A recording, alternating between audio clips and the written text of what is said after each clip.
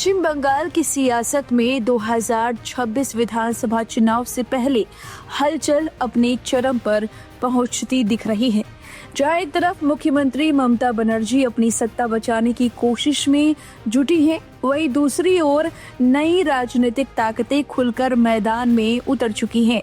इसी बीच आम जनता उन्नयन पार्टी के प्रमुख हुमायूं कबीर ने बड़ा सियासी दांव खेलते हुए महिलाओं को 3500 मासिक भत्ता देने का ऐलान कर दिया है और 182 सीटों पर चुनाव लड़ने की घोषणा की है।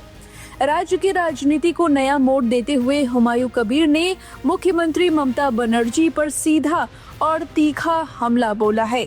उन्होंने आरोप लगाया है कि ममता बनर्जी मुस्लिम मतदाताओं के समर्थन से सत्ता में आई, लेकिन अब उनकी नीतियां बदल चुकी हैं। कबीर ने कहा कि मुख्यमंत्री मंदिर निर्माण पर जोर देकर हिंदू मतदाताओं को साधने की कोशिश कर रही हैं, जबकि मुस्लिम समुदाय की अनदेखी की जा रही है। कबीर ने यह भी दावा किया कि राज्य में धार्मिक संतुलन के नाम पर राजनीति हो रही है। उन्होंने सवाल उठाते हुए संगीन आरोप लगाए हैं। उन्होंने कहा, ममता बनर्जी मुसलमानों के वोट से सत्ता में आई, लेकिन अब उनकी नीतियां बदल चुकी हैं। 3 बार मुख्यमंत्री बनने के बाद वह मंदिर बनवा रही हैं और हिंदुओं को खुश करने की राजनीति कर रही हैं। वह जगन्नाथ धाम का निर्माण करा रही हैं और राजारहाट में मुसलमानों की जमीन लेकर दुर्गा मंदिर बनवा रही हैं। जब वह हिंदुओं के लिए काम कर सकती हैं, तो क्या मैं मुसलमानों के लिए काम नहीं कर सकता? हम ममता बनर्जी को दोबारा सत्ता में नहीं आने देंगे।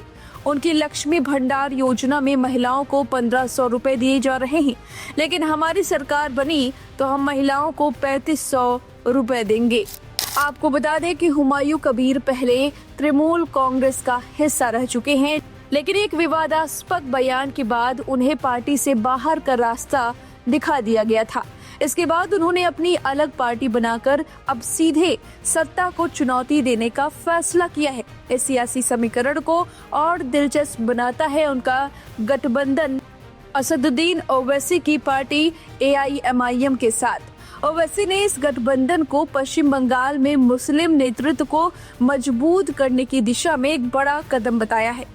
उन्होंने साफ कहा कि यह गठबंधन सिर्फ चुनावी रणनीति नहीं, बल्कि एक दीर्घकालीन राजनीतिक मिशन का हिस्सा है।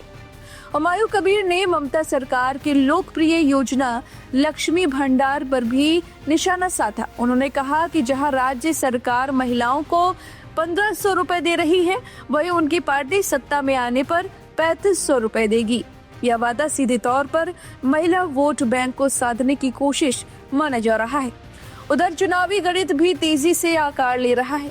आम जनता उन्नयन पार्टी ने 182 सीटों पर चुनाव लड़ने का ऐलान किया है, जिनमें से करीब 8 सीटें AIMIM को दी जाएंगी।